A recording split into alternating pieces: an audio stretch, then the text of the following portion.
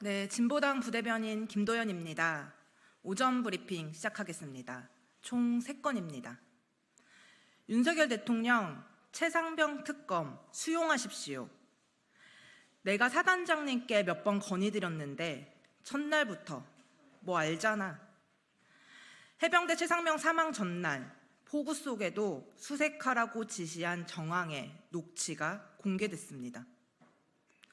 녹취 내용을 보니 당신 자식이었어도 그럴 거냐고 소리치고 싶은 심정입니다.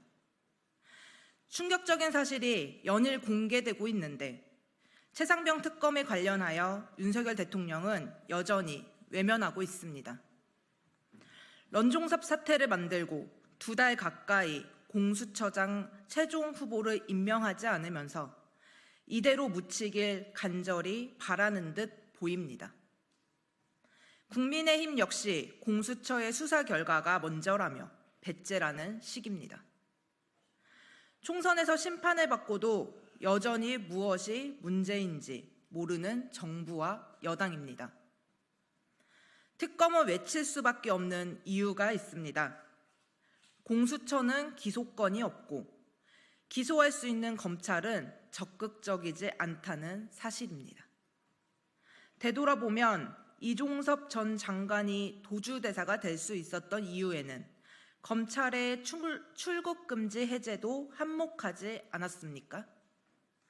정말 외압이 있었는지, 어디에서 온 외압이 우리의 미래라던 청년의 소중한 목숨을 앗아갔는지 진실을 밝히기 위해선 특검이 불가피합니다. 오늘 2번째 영수회담 실무회의가 예정되어 있습니다.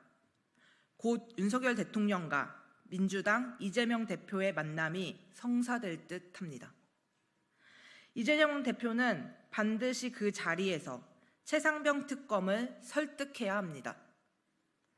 윤석열 대통령 또한 이를 거부하지 말고 받아들여 국민 신뢰를 회복해야 합니다. 지금 국민이 바라는 대통령과 야당의 모습입니다.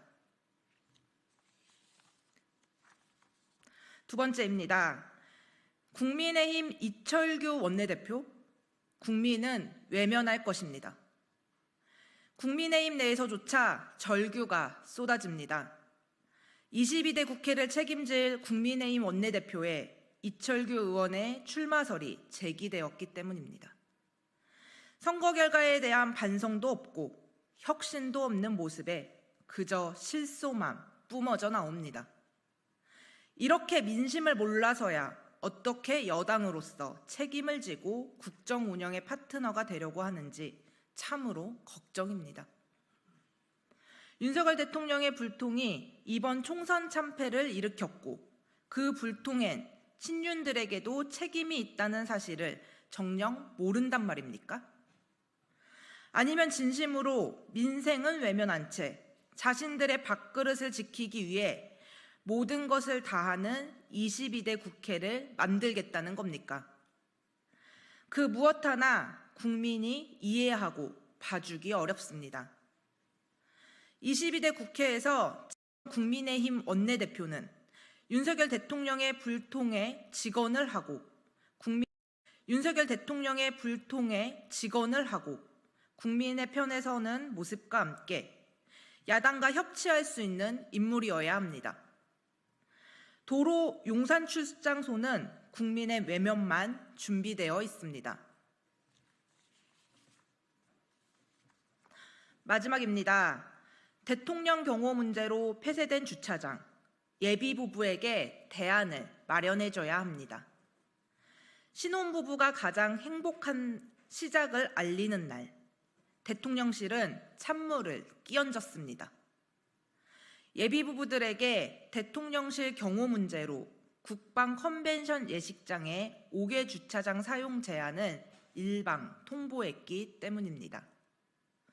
23% 지지율에서 떨어질 지지율이 얼마나 더 있다고 여전히 국민의 마음을 모르는 대통령실이 참으로 신기할 뿐입니다.